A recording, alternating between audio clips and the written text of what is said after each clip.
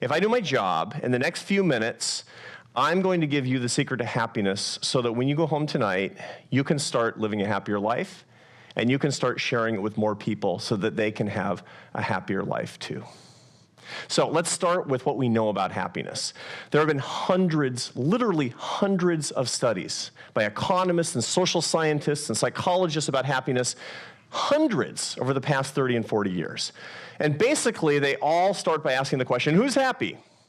In the United States, we know that all the way back to the 1970s, a very stable proportion of the population is very happy. About a third of Americans say anonymously and in accurate tests and in accurate surveys that they're very happy people. Okay? We have no reason to doubt that this is true.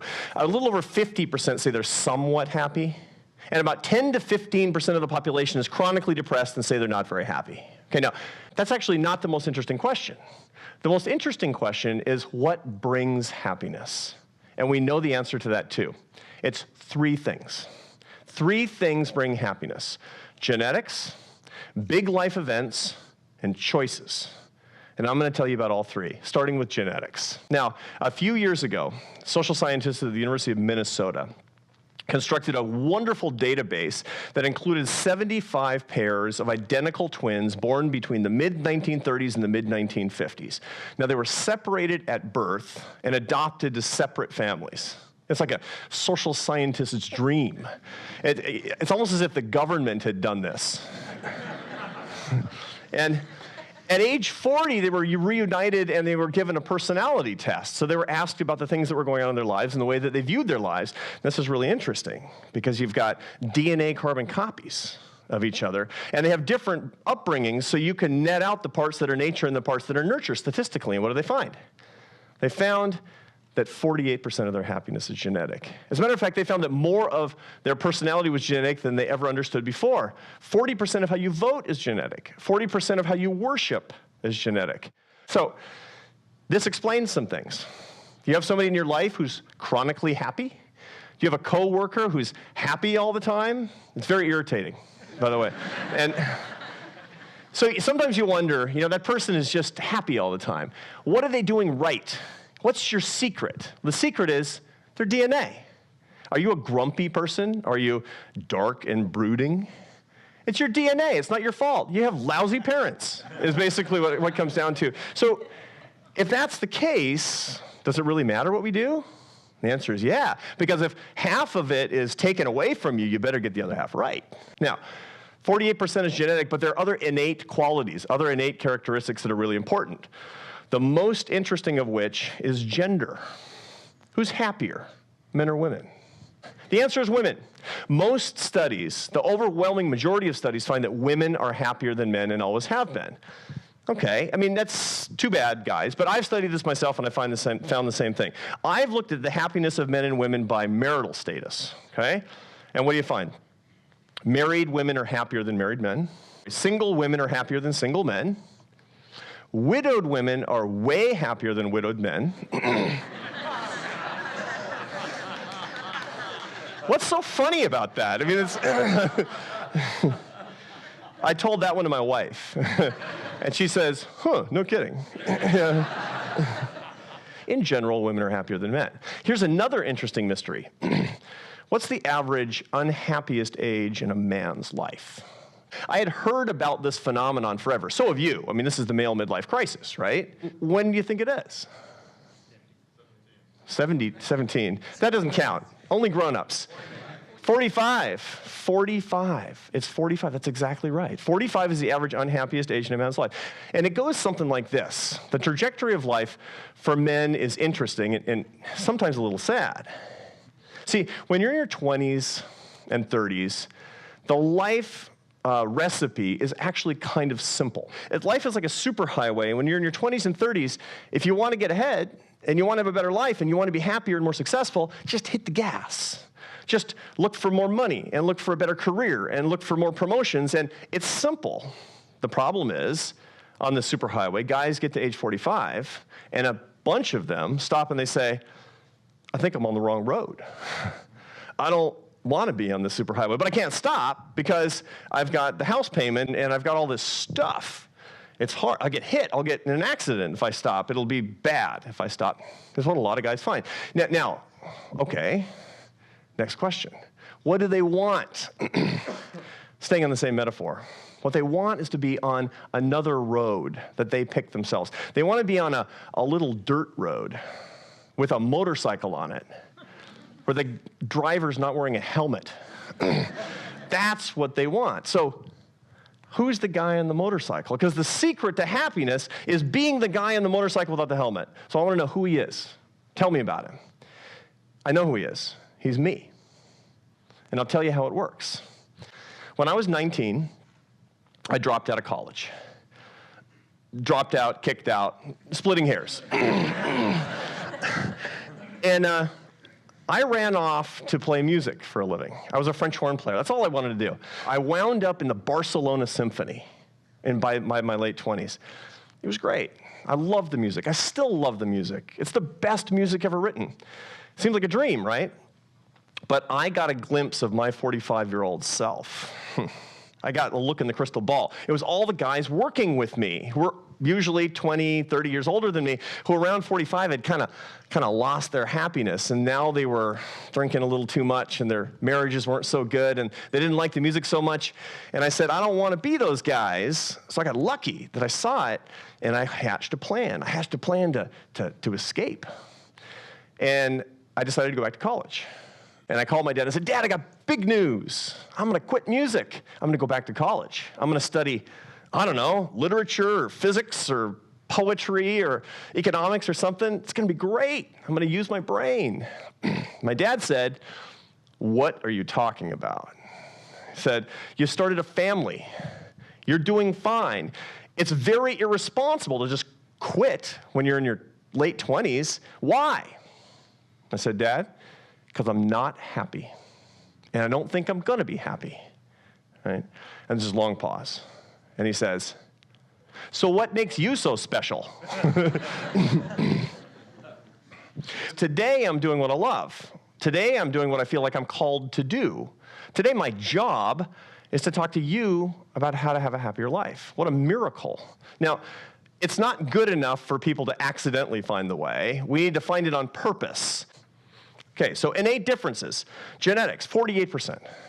The next big one is big life events. This is what you think really drives your happiness. You want to be happy? Go for your goals. You've got these big goals in your life, and avoid the bad stuff, right? You think about it all the time. If only I can graduate from college with a good enough GPA and get a good job, then I'll be happy, right? If only I get into law school, then I'll be happy. If only that girl will marry me, then I'll be happy. And if I don't get sick, I won't be unhappy. Right? If I don't have an accident, I won't be unhappy. We think in this way. We're very goal-oriented creatures. Now, how much of our life happiness at any particular point comes from the big things, good and bad? The answer is 40%. It's a lot. It seems like you're absolutely right to be chasing the big thing at any particular moment, trying to avoid the big bad thing at any particular moment. But that's wrong. It's 40%, but I'm going to tell you why not to chase it. 2 reasons. Number one is we're very bad at getting the things that we're seeking, the big goals that we're seeking. But more importantly, the big things never last. How long will your mood be improved if you get that dream house? 6 months. If I double your pay, how long will it improve your mood? Up to 6 months, no more. No matter what you do, it's going to wear off. The big stuff wears off, but the costs of doing these big things last forever. Don't chase the big thing. There's one study that really points this out. It's the most interesting study I've ever seen. It's from 1978, actually. It's an old study, but it's still classic. And it compares 2 groups of people, quadriplegics and people who win the lottery. Okay, now, what do these people have in common? A huge punctuation to their equilibrium. Boom, bad or good, right? Now, quadriplegics, 6 months after their accidents, on average, their happiness has returned almost to its level prior to their accident. That's what the studies show. Now, not all the way, but almost all the way. See how durable we are? 6 months later, they still say, I would do almost anything to be able to control my arms and legs, to not be confined to a wheelchair. But their happiness is something that's innate and has to do with other forces. Okay. That's finding number one. Number two is lottery winners. This one is actually even a little bit more interesting. 6 months after you hit the lottery, the average lottery winner has permanent baseline happiness levels that are slightly below where they were the day before they bought the ticket. Literally, the best thing that can happen to you when you buy a lottery ticket is that you don't win. Why? We know this too. It's because they've blown their circuits. The little things in life don't make them happy. Think about what's going to make you happy this weekend. It's hanging out with loved ones. It's doing the things that give you a little bit of gratification with the people who make you happy. You're going to watch some sports. You probably go out to dinner. You're going to be around people who you're comfortable with, and you're going to joke around, have a great time. Turns out people who win the lottery don't get that anymore. All of their hobbies are dross. Their friendships are all different. They don't enjoy the little things they used to enjoy before, so they go in search of more flavor. The truth is, if you want to be happy, don't spend your time obsessing about the great big splash. What you need are habits that will give you the highest likelihood of getting that 40%, that'll drive these events most likely into your life and drive the bad things out of your life in a regular framework, as a regular type of discipline. So what are these lifestyle elements? And this brings us to the last 12%. Remember, 48% is genetics, 40% is events, you got 12% left. The 12% you have left are under your control. And if you do the things you need to do to get the maximum from the 12%, you're also going to raise the likelihood of getting the 40%, because this gives you the best lifestyle to give you the best luck. So what we need to know now are the things, and there are 4 of them, that will give you the 12%. And this is where the knowledge is power. This is where you get to walk out of here ready to invest in your happiness portfolio and be a happier person starting tonight. Here's the good news. Simple, available to everybody, and easy to understand. Here are the 4. Faith, family, community, and work. Those are your big 4. That's your happiness portfolio. Don't waste your time on other stuff.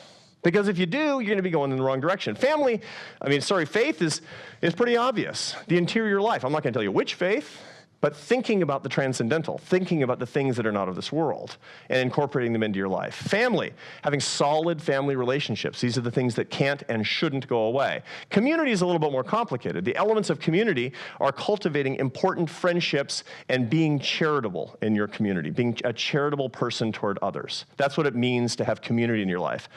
And I'm not going to spend my time on faith, family, and community. I'm going to spend the rest of my time on work, because that's the counterintuitive one.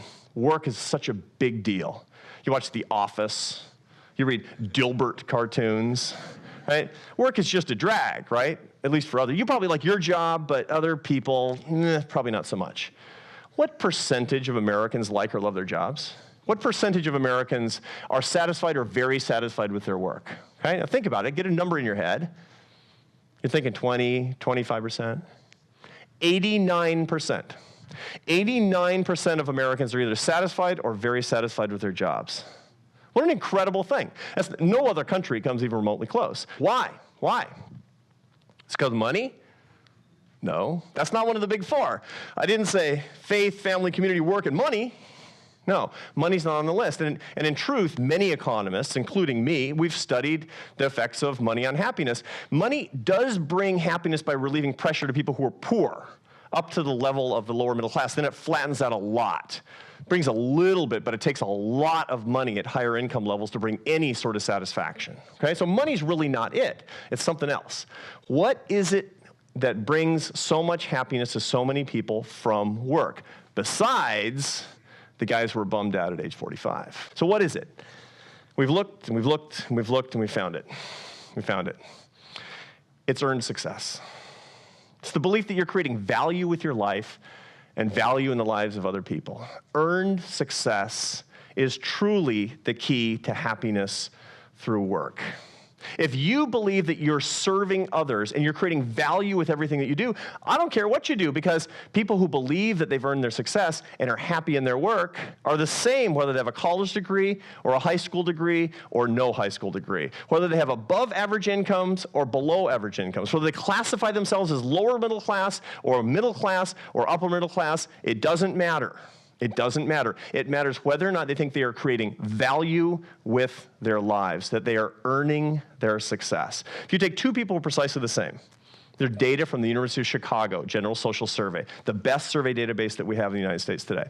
Two people are the same. Age, sex, race, religion, same level of education. And they both say that they have earned their success, but one person earns 8 times as much money as the second. They will be equally likely to say that they are very happy about their lives. What an incredible thing. Money doesn't buy happiness. Earned success is it. And that's what the guy on the motorcycle has. That's what he has. He's earning his success. That's what we want. I want to be that guy. Why? I want to have life on my terms. I want to build my life. I want my life to be my enterprise. That's the spirit of American entrepreneurship. That's the American dream. Enterprise is not building a business. Enterprise is building your life. And if you do it and you earn your success, then you pursue your happiness. That's the moral covenant of our founders to us. When they talked about the fact that we're endowed by our Creator with the unalienable rights of life, liberty, and the pursuit of happiness, they might have said, and earning our success. What an incredible miracle. It's not just happiness for you and me, incidentally. It's happiness for everybody. What's the difference between now and the world I grew up in when I was a little kid? When I was a little kid, 1970, what was poverty in the third world?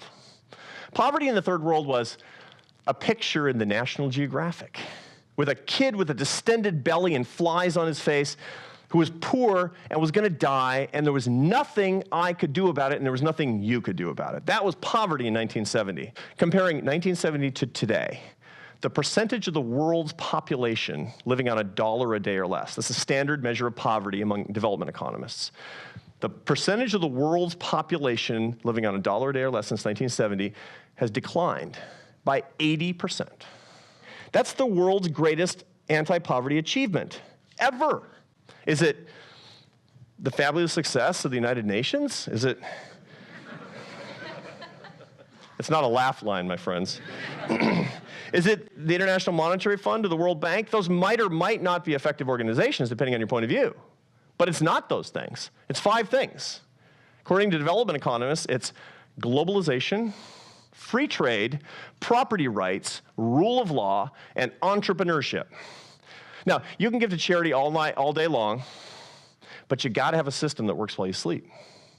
You got to have a system that works even when people are not trying to make it work, and that system exists. It's the free enterprise system. What an incredible miracle. The earned success system that brings you happiness is the system of free enterprise that lifts people out of poverty, that lets people live around the world. This is the reason that the free enterprise system is not an economic alternative, as it's often described. The free enterprise system is a moral imperative. Earned success needs the free enterprise system. Poor people need the free enterprise system. What is that system? It's a system that matches our skills with our passions. It's a system that celebrates hard work and merit and personal responsibility and rewards opportunity. It's a system where you can keep what you earn. These are moral goals because they lift people up, not because they make people rich. Forget about making people rich. They let people live their life as an enterprise. That's what I accidentally found. That's the guy on the motorcycle. That's what people have a chance for the first time in history to achieve in the third world. That's what you can build when you fight for the free enterprise system. I want you to remember 2 things. The pursuit of happiness sounds complicated, but it's really not. You have under your control the portfolio to give you the most happiness possible. Start paying attention more and today to faith, family, community, and work. Second, do you want the rest of the country to be happier?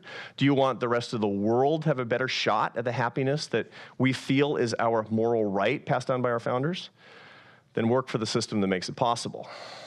Don't work for the socialism that makes it harder. Don't work for the statism, the collectivism that suppresses this. Work for the free enterprise that makes this possible. Because if you do that, then you're truly working for the common good.